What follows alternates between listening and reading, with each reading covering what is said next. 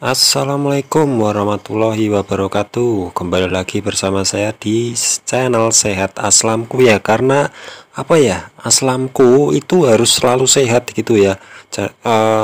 Aslam teman-teman semuanya juga itu harus sehat ya. Meskipun perkembangannya itu sedikit-sedikit, itu memang harus kita itu semangat ya, semangat agar aslam kita itu segera.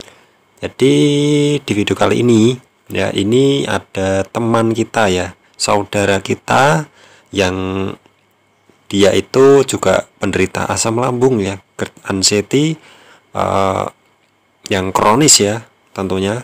Nah, di sini dia apa ya? Ingin saya tanggapi ya. Jadi saya ingin tanggapi saudara kita ini biar teman-teman semuanya itu juga tahu, mungkin ada yang sensasinya itu sama seperti saudara kita ini. Bisa dengarkan, bisa disimak ya, dan saran-saran dari saya semoga bisa membantu ya gitu ya. Oke, langsung saja saya putar ya. Assalamualaikum Mas, salam kenal. Ya, salam kenal juga. Saya Nini dari Tuban, Jawa Timur. Oh ya. Saya tahu WA-nya jenengan, tahu dari YouTube Mas. Saya kan ngikutin aslamku, video aslamku. Nah itu saya save nomor jenengan. Saya sakit aslam ini Mas sudah 1,5 tahun. Ya sudah banyak kemajuan sih Mas, cuman tinggal kelingannya. Gimana ya Mas caranya ngatasi kelingan ini? Kepala berat itu kalau kambuh, terus kepala berat, terus mata buram, jalan tuh sempoyongan, keringat dingin keluar, dada terus berdebar-debar gitu Mas. Akhirnya takut kayak gitu tuh ya Allah. Cara ngatasinya gimana itu ya Mas? Saya tahu. Oke, saya stop dulu ya. Jadi untuk saudara kita ini, Mbak Nini ya, Mbak Nini ini dia itu sudah satu tahun setengah ya, 1,5 tahun. Dia udah banyak perkembangan ya, alhamdulillah ya. Kalau sudah ada perkembangan baik itu alhamdulillah sekali ya, karena untuk penyakit ini itu harus benar-benar sabar. Dan ada sensasi yang masih ada ya di saudara kita ini, yaitu keliangan, terus mata buram. Itu biasanya satu paket ya, keliangan, mata buram, oleng, terus kepalanya nggak enak lah, pandangannya nggak enak, kepalanya nggak enak, berat ya, kadang oleng, terus keluar keringat dingin ya. Itu ciri khas banget ya untuk penderita asam lambung GERD anxiety yang sifatnya kronis ya. Saya juga gitu kok, dulu saya juga gitu, sering gitu. Kalau misal keluar rumah sebentar saja itu rasanya seperti itu. Kadang pun di rumah rasanya seperti itu ya. Saya dulu sering seperti itu waktu pas parah-parahnya di rumah saja ya. Saya dulu pas parah-parahnya nggak bisa kemana-mana ya, rasanya seperti itu. Itu masih ada sensasi yang lainnya kan, waktu saya itu masih parah ya. Jadi gini, solusinya untuk keliangan itu bisa disebabkan oleh dari lambung juga, terus dari pikiran juga bisa. Ya, kok bisa Mas, kok bisa dari pikiran? Iya, misal kalian pikirannya kencang ya, tertekan, terus kalian mikirin terus hal tersebut ya, sehingga kalian tuh stres ya. Stres bisa mengakibatkan sensasi yang biasa disebut dengan psikosomatis. Itu yang sensasi ya, pikiran menggumpal, pikirannya itu kacau, akhirnya bisa membuat sensasi seperti badan pada linu ya, sensasi yang menurut kita itu tidak ada sebabnya, padahal kita batak pikirannya itu ruwet ya, dan belum bisa untuk membongkar ruwetannya itu gitu ya. Misal kita memikirkan hal masalah ekonomi atau masalah dengan istri atau suami, itu kita pikirkan terus ya, belum bisa kita untuk rileks, meskipun itu susah ya, tapi kita harus segera rileks, harus segera keluar dari zona ruwet tersebut ya. Kok bahasanya malah gitu ya.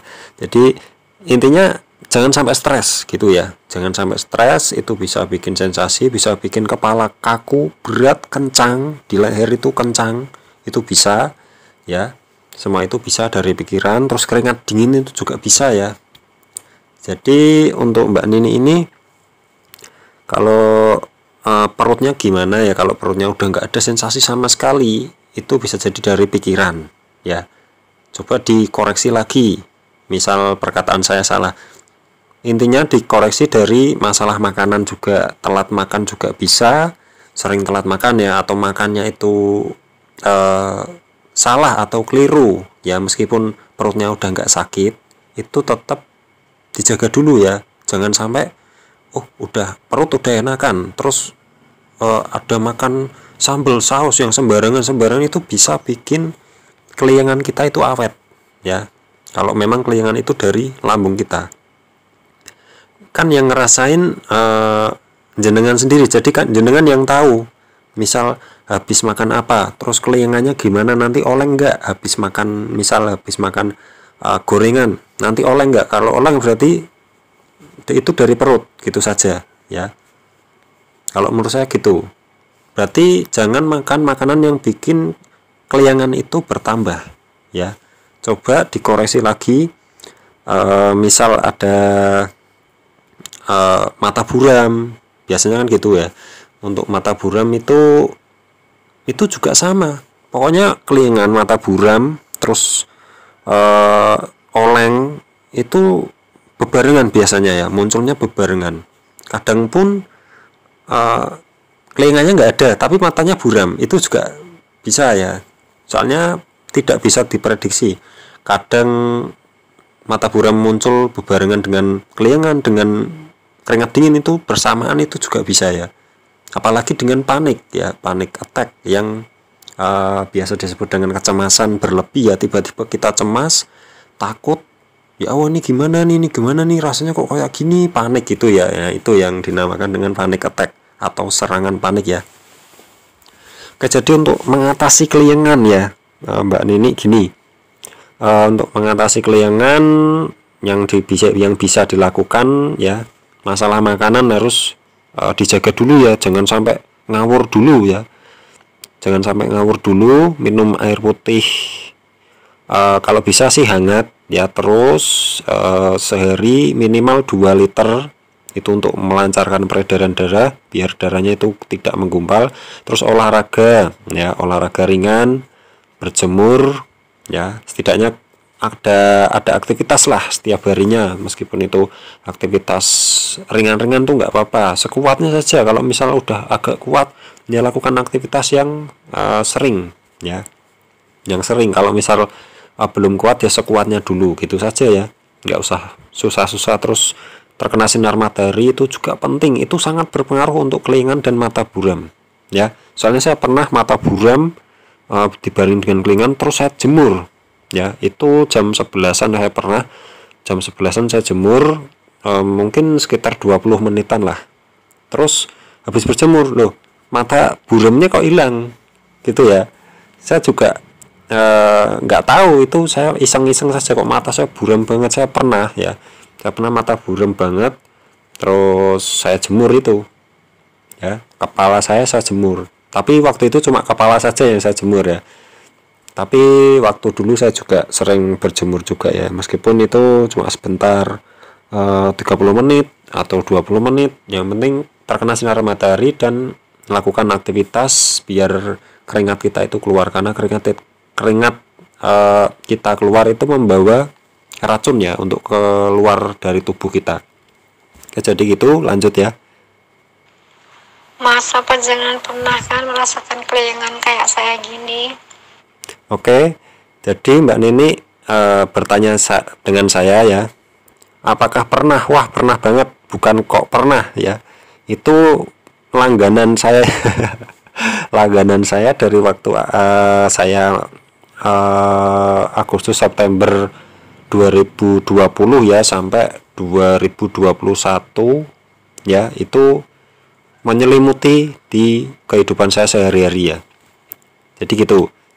Jadi bukan kok pernah, pernah banget ya. Oke, lanjut. Gak enak gitu rasanya, takut gitu kalau sudah keliangan datang gitu, kayak panik gitu, badan gak enak, gemeter gitu, keringat dingin keluar, sampai saya pernah dilarikan ke rumah sakit sama suami karena mungkin takut ada apa-apa gitu mah. Akhirnya tensi kok tinggi 176, mungkin apa karena panik ya Mas, tensi tinggi. Oke, jadi tensi tinggi karena panik itu betul sekali ya. Kita panik, tensinya tambah tinggi. Nanti kalau kita sebenarnya ngeceknya kalau kita sudah tenang ya, tenang, rileks. Kalau pas sudah sampai di dokter umum, kita harus relaxkan dulu, jangan terburu-buru. Positifkan pikiran ya, biasanya yang bisa membantu penyembuhan kita itu pasangan kita, misal suami atau istri kita atau orang tua kita ya, itu bisa untuk membantu ya, untuk membantu menyemangati kita lah biar tidak sering-sering panik. Nah, panik itu yang harus kita latih juga ya, jangan sampai panik. Itu nggak apa-apa, semuanya itu nggak apa-apa, nggak akan kenapa-napa kok. Memang rasanya seperti kayak trauma, nggak enak gitu ya, rasanya kayak trauma ya, yang saya rasain gitu. Keliangan, keringat dingin, terus mata buram, itu rasanya nggak enak, apalagi panik attack. Wah, panik, cemas, tiba-tiba itu saya juga kalau keinget dulu itu kayak apa ya, kayak trauma gitu ya. Wah, rasanya seperti itu. Wah, jangan sampai ya saya gitu lagi gitu, pasti gitu ya. Jadi untuk panik, untuk takut, untuk kita harus ke rumah sakit ini rasanya gini, itu wajar ya. Saya juga dulu juga gitu ya, sampai bolak-balik ke sana kemari, omongan tetangga saya turutin, itu ya seperti itulah perjuangan dari penderita asam lambung Kertanseti. Semuanya saya yakin, semuanya yang penderita asam lambung Kertanseti awalnya pasti begitu ya. Dan untuk menghilangkan semua itu harus sabar ya, jaga makan, jaga 3 pola hidup sehat ya, itu intinya. Untuk masalah herbal itu yang kedua, yang utama itu 3 pola hidup sehat, pola makan, pola pikir, pola hidup. Pola makan, jangan makan yang pedas, asam, bersantan, yang digoreng ya. Yang digoreng itu mungkin banyak yang menyepelekan, dan bahkan kalau tidak makan yang digoreng itu nggak nafsu makan. Bisa makan yang dipanggang, dibakar, itu juga bisa ya. Jangan sampai kalian sering makan yang digoreng terus nanti sensasi keliangannya malah bertambah tapi kalian masih ndablek saja ya, itu salah ya. Jadi itu salah cara begitu ya. Kalau saya waktu itu makan yang digoreng kok perut saya nggak enak, rasa keliangannya kok bertambah, rasa mata buramnya kok bertambah, itu berarti belum kuat ya, pencernaan kita belum bisa menerima suatu makanan yang berminyak ya, belum bisa. Terus untuk pola pikir ya, pola pikir intinya jangan stres gitu sajalah, jangan mikirin hal-hal yang berat, jangan mikirin penyakit ini, jangan ya, itu yang berat ya. Kita pasti sakit, pasti mikirin lah Mas, nggak mungkin kita nggak mikirin, bener nggak? Tapi saya dulu saya intinya gini, terserah saya mau sensasinya bertambah atau tidak, yang penting saya lakukan 3 pola hidup sehat. Nah, akhirnya sampai saya bisa ngomong seperti ini, ngomong lancar, nggak mual-mual, nggak batuk-batuk, nggak ngerasain panic attack atau keringat dingin. Waktu dulu saya ngomong begini ya, untuk semuanya ya, bukan cuma untuk Mbak Nini saja. Saya ngomong begini itu nggak bisa, ngomong dikit rasanya mual, keringat dingin, kepala keliangan, oleng, rasanya pengen rebahan terus ya. Jadi kita harus belajar ya, belajar dari teman-teman juga yang sudah pernah melewatin masa-masa sulit ya, masa-masa yang ya menyedihkan ya. Pokoknya sakit ini itu lama, yang paling menyedihkannya itu lama. Kalau sebentar sih nggak masalah, bener nggak? Ya namanya penyakit juga nggak tahu ya, kita nggak tahu kapan datangnya, kapan perginya kita juga nggak tahu. Yang penting kita terus berusaha ya untuk Mbak Nini ya. Untuk masalah kelingan tuh nggak apa-apa, nggak usah mikirin yang dalam-dalam ya. Yang penting yang harus diperhatikan itu masalah BAB malahan ya. BAB-nya kalau hitam seperti aspal ya, itu harus diperhatikan. Itu ada di video saya sebelumnya ya, BAB, masalah BAB yang harus kita waspadai gitu ya. Oke, jadi gitu ya Mbak Nini ya, untuk masalah kelingan itu sebenarnya ya masalah yang nggak apa-apa ya, nggak apa-apa. Kelingan itu nggak apa-apa, semua orang pasti pernah ngalamin kelingan ya. Yang harus kita perhatikan yaitu 3 pola hidup sehat. Udah itu. Untuk masalah herbal atau obat itu terserah ya, mau pakai obat dokter ya sesuai anjuran dokter, tapi ya jangan sampai beli obat sendiri diminum sendiri, itu jangan ya. Sesuai anjuran dokter, sesuai dosisnya nanti dikasih, bisa kontrol lagi kalau cocok ya. Kalau kan setiap orang itu beda-beda cocokannya ya. Kalau pakai herbal ya pakai herbal sesuai dengan anjurannya gitu ya. Misal aturan pakainya segini ya segini, jangan sampai ditambah-tambahin gitu ya. Oke, jadi gitu sih ya untuk masalah kelingan. Sebenarnya nggak apa-apa. Saya waktu itu juga pernah kelingan lama ya, pernah banget, bukan kok pernah. Itu sensasi yang bikin jengkel juga ya, karena sensasinya itu lama ya. Kelingan, mata buram, keringat dingin, badan rasanya nggak enak ya, buat ngapa-ngapain nggak enak ya, rasanya sedih terus ya. Sedih nggak boleh ya, untuk sedih jangan sampai ya sedih ke bawah dengan penyakit ini, jangan. Kita semangat, lakuin hal-hal yang bikin kita senang ya, yang bikin kita senang, bikin kita enjoy ya. Lakukan hal apapun yang bikin kita senang ya, biar nanti penyakitnya itu bisa sedikit-sedikit luntur ya. Seperti saya juga pun gitu, saya cari kegiatan apapun, saya nggak mikirin masalah ekonomi, nggak mikirin nggak masa bodoh saja ya, masa bodoh masalah mikirin itu. Yang penting apa ya, tubuh kita diopeni dulu lah, diopeni dulu, terus dirawat dulu sampai nanti merasakan hasilnya. Tapi jangan sampai nggak sabar ya, sabar ya, harus sabar. Kan ada yang nggak sabar terus nanti gonta-ganti herbal, gonta-ganti obat, itu menurut saya yang bikin apa ya, bikin kita itu tambah bingung, tambah ruwet ya. Jadi intinya udah kalau pakai obat itu misal ada kecocokan ya udah minum saja terus. Yang penting 3 pola hidup sehat itu utama, 3 pola hidup sehat, udah itu saja ya. Dan minum air putih hangat, sedia fresh care ya, kalau kelingan tuh dioles fresh care di kepala, terus di leher juga ya, terus sambil dipijit dikit-dikit, tuh udah gitu saja yang saya lakuin ya. Nggak ada perlakuan khusus kok untuk kelingan ini sebenarnya. Terus misal Mbak Nini atau teman-teman bertanya ke saya, apakah kelingannya masih ya, udah jarang ya, tapi memang kadang juga kelingan, tapi pas badan nggak fit aja, misal kecapean karena aktivitas, ya itu wajar lah. Yang penting nggak seperti dulu itu setiap hari, setiap pokoknya terus 24 jam nonstop gitu terus, rasanya nggak nyaman sama sekali, pengen ngamuk terus, pengen wah penyakit ini kok kayak nggak hilang, ini gimana rasanya kok seperti ini ya. Kepala kelingan, naik motor itu saya oleng ya, waktu itu naik motor itu oleng, nggak bisa seimbang.